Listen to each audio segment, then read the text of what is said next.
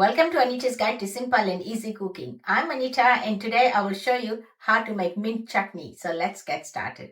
I've got here one bunch of fresh mint leaves which I have cleaned, washed and drained. You will need 3 to 4 tablespoons of water, 2 cloves of garlic which I have cut into small pieces, half a teaspoon of tamarind, salt to taste, 1 small chilli which I have cut into small pieces. You will also need a blender or a food processor. Take your blender jar, add mint leaves, tamarind, chilli, garlic and half teaspoon of salt. Blend it together until all the ingredients are roughly chopped. Scrape down the sides of the blender jar using a spatula. Add 3 tablespoons of water and blend it until you get a smooth paste. If your chutney is thick, then add 1 more tablespoon of water and blend it again. Taste your salt. It doesn't need any more salt, but you can add it according to your taste. Transfer it into a dish and it is ready to serve. My easy mint chutney is ready and you can make it and serve it with onion or vegetable fritters, pakora, bhajiyas, samosa, dhokla,